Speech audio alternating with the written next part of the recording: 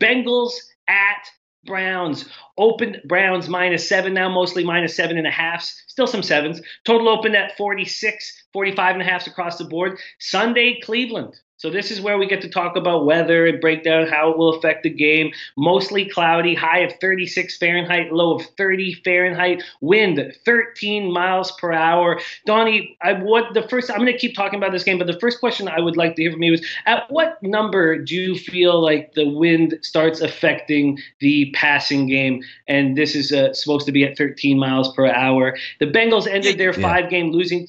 Oh, yeah. Do you want to answer that right now? I'd love to hear No, what I was number just you going to say, look for. anything under 15 miles an hour, I don't pay all that much attention to. But anything above 15, now you're looking at, are you punting as opposed to kicking a 51-yard field goal in that range? Passing game, I mean, it takes a whole lot of wind to throw off, these NFL quarterbacks with their rocket arms. I mean, how many times are they throwing deep anyway? But 15 miles an hour is usually that point where maybe I start factoring it in. Interesting. I'm very thankful to know that from you. Bengals ended their five-game losing streak with a 30-16 home win over the Raiders. Mixon is back to what we saw from the beginning of the year, 129 yards, 2 touchdowns. Sam Hubbard, 2 sacks, forced fumble. Driscoll does not look good, but no one expected him to look good. 14 of 33, 130 yards, interception. Boyd reached 1,000 yards. A.J. Green out for the season. Boyd hits 1,000 yards, first time in his career, and then hurts his knee late in the first half. Didn't return, said the injury isn't serious. Vontaze Burfict missed a second straight game with a concussion. That was something we talked about. Some of these guys who have no chance at the playoffs, they're not going to risk a concussion issue and just try to be ready for next year. Browns have an extra day to prepare after that 17-16 road victory over the Broncos on Saturday. Broncos still have a shot at their first winning season since 2007, even their first playoff berth, thanks to their win over Denver. Browns have multiple road victories for the first time since 2014. Surely the Browns are a much better team than the Bengals. And I guess we just have to forget the vividness of the Browns being so horrifying. Do we take them to win by more than a touchdown here, Donnie? Yeah, it's a tough one because now we're looking at the backup quarterback who stinks, right, Jimmy? And early in the season, we were saying, I don't want any part of this team, even when they have their starters in, if A.J. Green is out. Now, we know he's out. So then you have a wide receiver coming up right behind him in Tyler Boyd, who's playing his best football of his career. Now he's going to be down in this game. So you're telling me I'm going to take out the two weapons that we have at wide receiver. I'm going to downgrade the quarterback position. Now, they can run the football. Mixon's been amazing. I mean, if you look at the last, 4 weeks there, they've been over 100 yards every single game, 6.5 yards a carry, 4.8, 4.5, and 4.2. They've been getting it done on the ground. You can run versus the Cleveland Browns.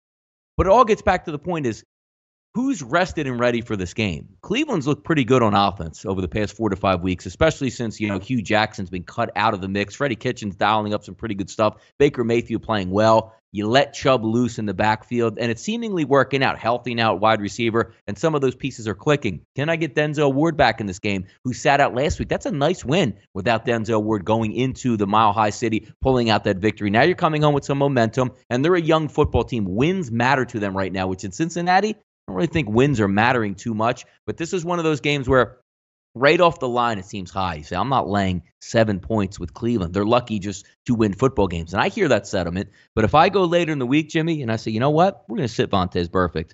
Oh, yeah, Drake Kirkpatrick, his knee flared up a little bit later in the week. He's going to sit out of this football game because they stomped this football team, a much healthier Cincinnati football team, just a couple weeks ago. I want to see some injuries as the week goes on here because you might look at a Cleveland blowout if things go your way. If you can bring back Denzel Ward on one side, they have no passing game. So if you're going to say, what's the point for Cincinnati to say, well, we're going to win this football game and run Mixon 35 times in this game? For what reason? Just to wear him out or possibly get him injured? I need to see a little bit more later in the week, but I don't want any piece of the Cincinnati Bengals right now. I agree. The more we've talked about it, the more I find the Browns appealing. Tom Moreno says the line opened at 6-5. I will be giving opening lines from Bet Online.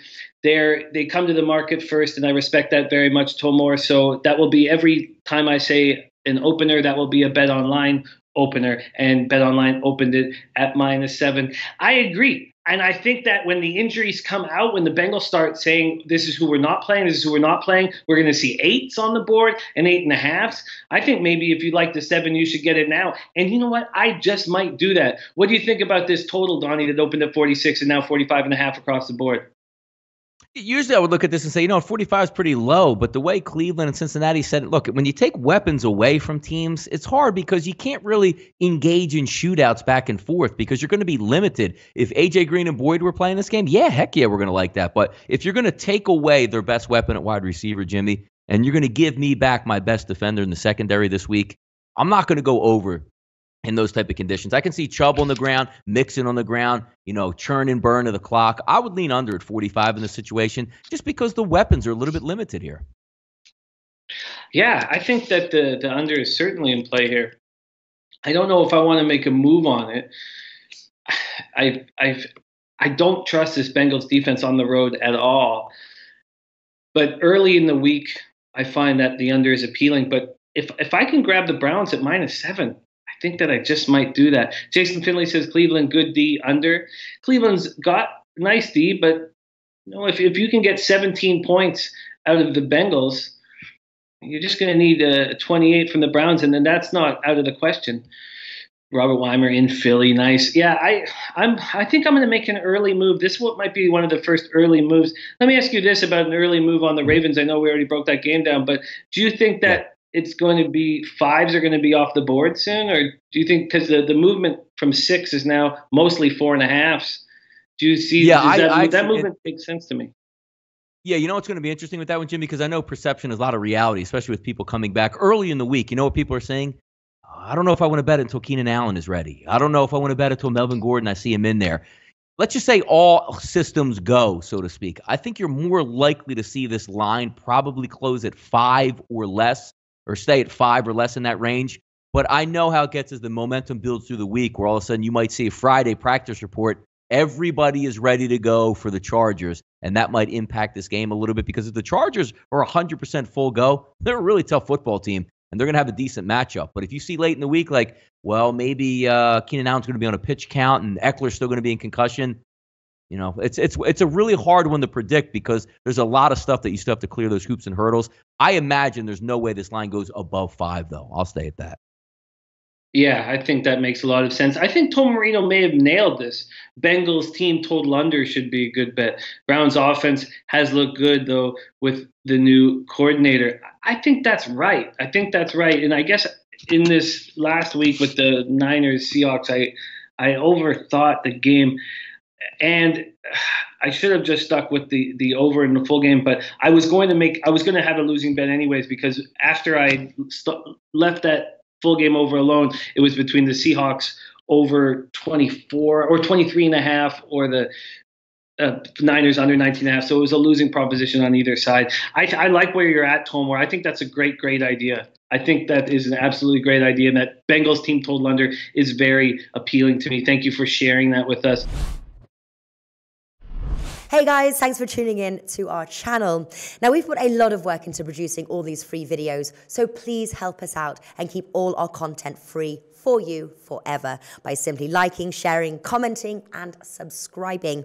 Now, not to mention, a visit to our industry-leading website will warm the hearts of all our SBR employees, especially myself. Now, the links are over there to the left, so do check those out. Thanks for watching.